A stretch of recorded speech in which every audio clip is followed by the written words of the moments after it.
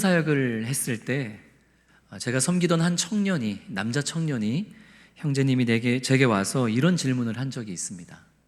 목사님, 제가 꼭 간절히 만나고 싶은 한 사람이 있는데 그 사람을 만나기가 참 쉽지 않습니다. 만나고 싶은데 만나지지가 않으니 이제는 그 사람이 이 세상에 존재하나 싶을 정도로 참 마음이 어렵습니다.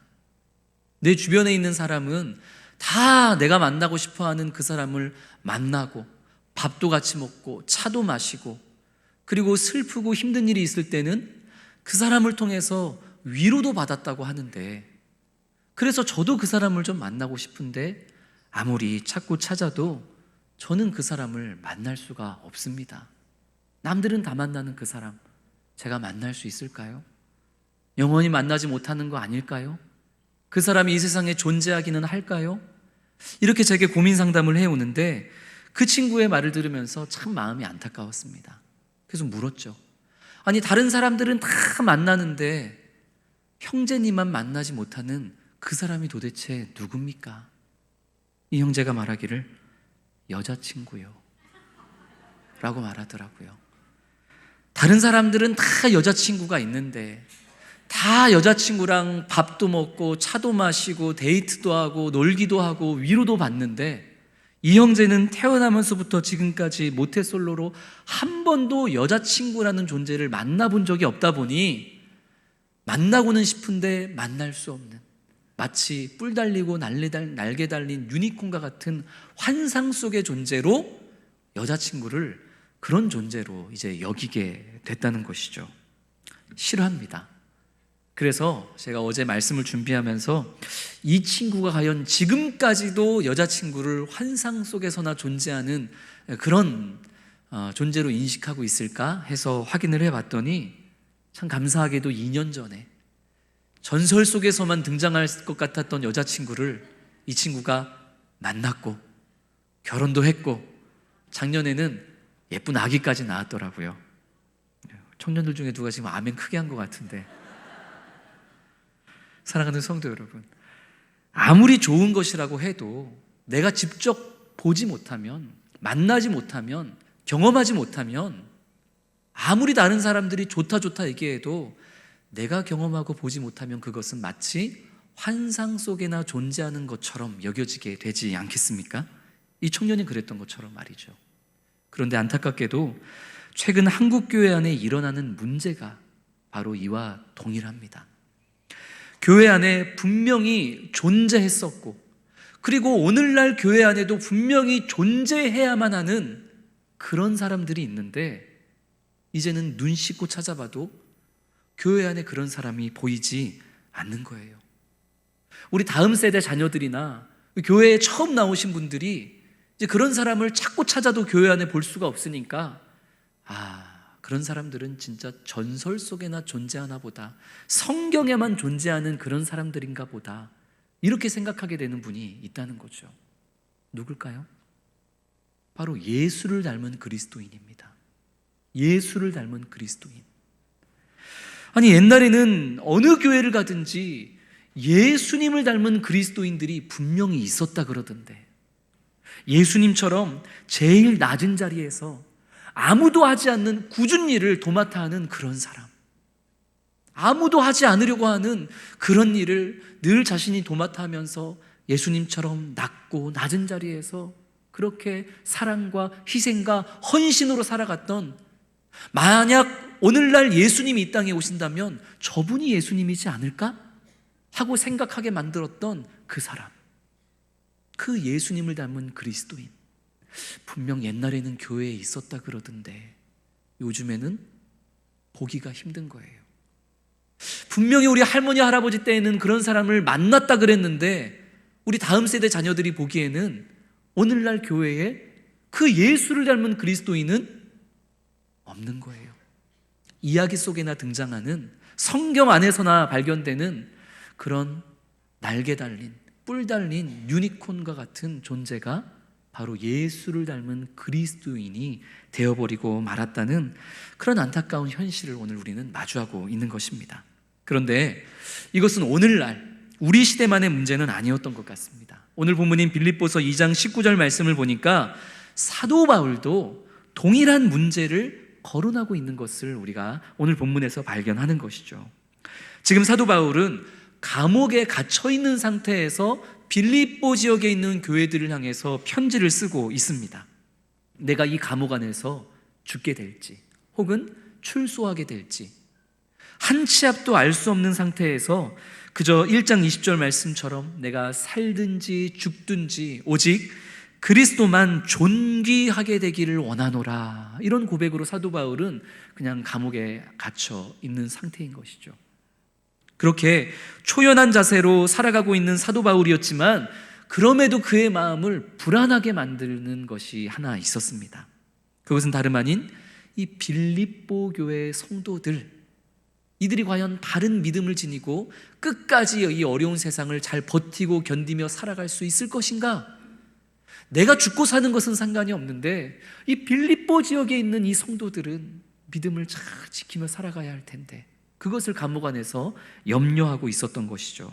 그래서 이 빌립보 지역의 사정과 형편을 바울에게 와서 잘 전달해 줄 사람으로서, 동시에 감옥에 갇혀 있는 자신을 대신해서 빌립보 교회를 찾아가 하나님의 말씀과 평안을 심어줄 사람으로서 바울이 오늘 빌립보 교회 교인들에게 디모데라는 한 사람을 소개하고 있습니다.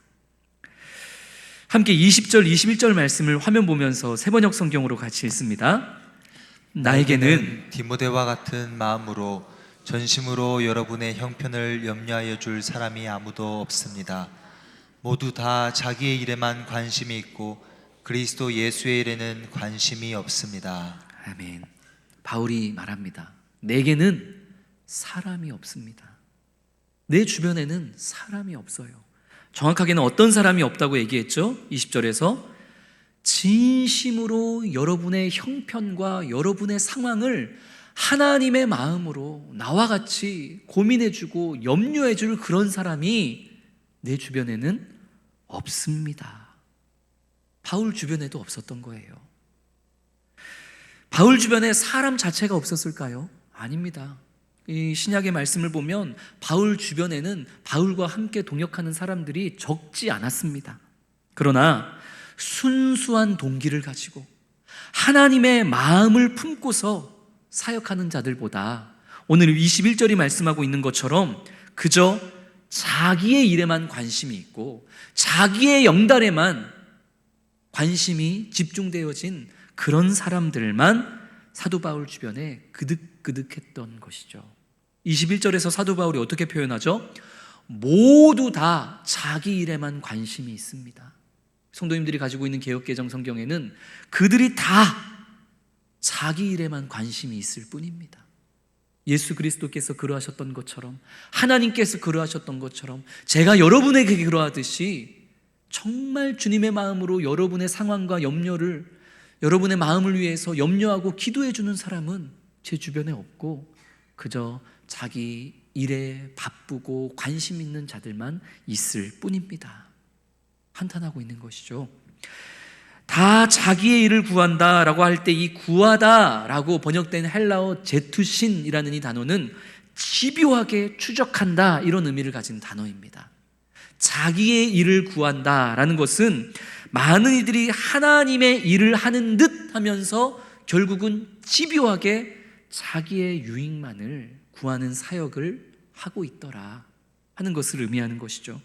교회 안에서 온갖 사역과 봉사를 할 때에도 자기의 유익과 관계가 되어질 때에는 집요하게 그 사역들을 감당하지만 그 사역과 교회 안에서의 봉사가 나와 크게 내 유익과 상관이 없을 때에는 단호하게 끊어버리는 그러한 사람들, 그러한 일들이 사도 바울 시대에 이 초대교회 안에도 있었더라 하는 것이죠.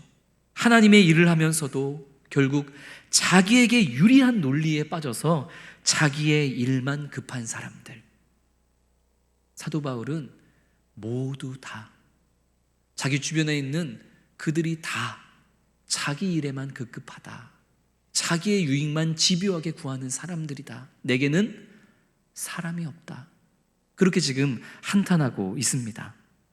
그러나 참 감사하고 다행인 것은 대부분의 사람들이 그러했을지라도 극소수의 사람은 자기의 일이 아니라 그리스도 예수의 일을 구하는 자들도 있었더라 하는 사실이죠.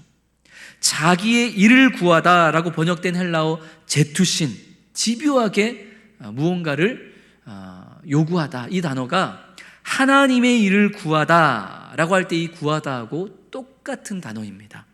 그러니까 무엇을 하든지 집요하게 자신의 유익만을 생각하고 구하는 사람들이 있었던 반면, 아주 극소수지만 무엇을 하든지 누구와 함께 하든지 어떤 일을 하든지 집요하게 하나님의 이름과 하나님의 영광을 구하며 사는 사람도 극소수지만 있었더라 없었더라? 있었다는 것이죠. 그리고 그 대표적인 인물로 바울이 누구를 소개합니까? 디모데를 소개하고 있는 것이죠. 그래서 그리스도 예수의 일을 집요하게 구하는 사람, 이 디모데에게 나타나는 두 가지 특징을 오늘 우리가 함께 살펴보고 우리도 그런 사람이 되기를 소망합니다. 첫 번째, 이 디모데의 특징, 그리스도의 일을 집요하게 구하는 이 디모데의 특징은 20절에 기록되어 있습니다. 새 번역으로 화면 보면 한 번 더 읽습니다. 나에게는 디모데와 같은 마음으로 진심으로 여러분의 형편을 염려하여 줄 사람이 아무도 없습니다. 아멘. 디모데는 빌립보 교회와 성도들을 위해서 온 마음과 진심을 다해 그들을 염려해 주고 그들을 위해서 기도해 주었던 사람이었습니다. 사도 바울은 빌립보 교회를 향한 이 디모데의 마음이 곧 자신의 마음이고, 그리고 그 마음이 곧 예수 그리스도의 마음임을 고백하고 있습니다.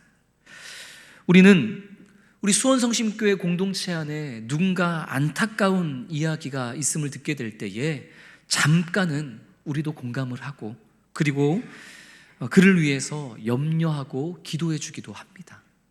그러나 자기의 일이 바쁘다 보니까, 자기의 유익을 또 구하는데 급급하다 보니까 우리 성도 안에 있는 여러 가지 안타깝고, 그리고 기도와 또 함께하는 시간이 필요한 성도들에 대한 그 관심을 우리의 일에 급급해서 쉽게 잊어버리고는 하는 것이죠. 그러나 대부분의 성도는 그러할지라도 참 감사하게도 교회에 보면 상대의 일을, 교회 공동체 안에 일어나는 어떤 아픔을 마치 자신의 아픔인 듯이 여기고 그 문제가 해결될 때까지 함께 아파하고 함께 고통하고 끝까지 함께 기도하는 성도들도 더러 있음이, 그것이 우리의 소망인 줄로 믿습니다. 제가 작년까지 섬겼던 부산 사랑의 교회에서 한 권사님의 아들이 30대 청년이었는데 한 4, 5년 전에 갑작스레 대장암 판정을 받은 거예요. 어머님의 마음이 얼마나 괴롭고 아팠겠습니까? 아들이 대장암 판정을 받은 이후부터 이 어머님이 밤 9시가 되면 캄캄한 교회 본당에 찾아와서 늘 홀로 눈물로 기도하시고는 했습니다.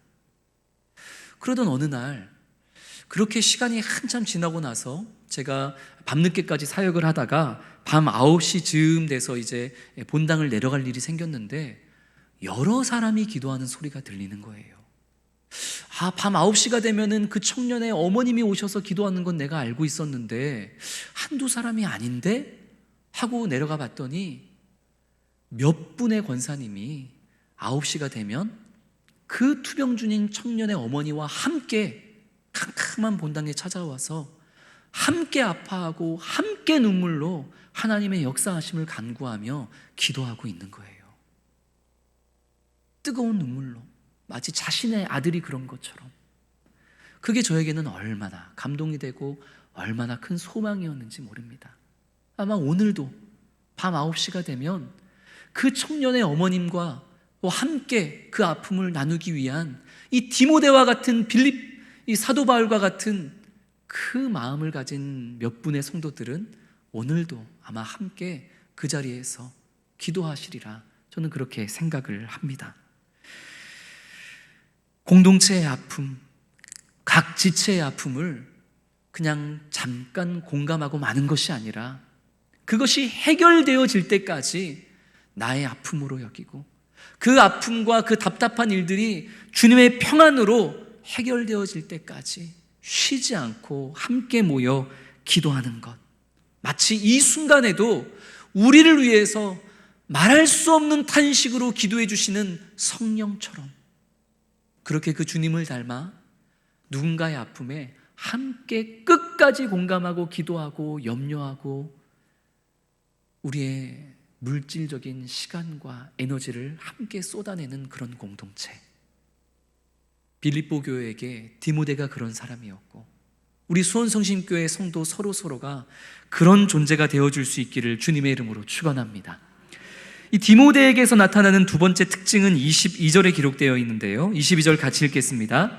디모데의 연단을 너희가 아나니 자식이 아버지에게 함같이 나와 함께 복음을 위하여 수고하였느니라. 아멘.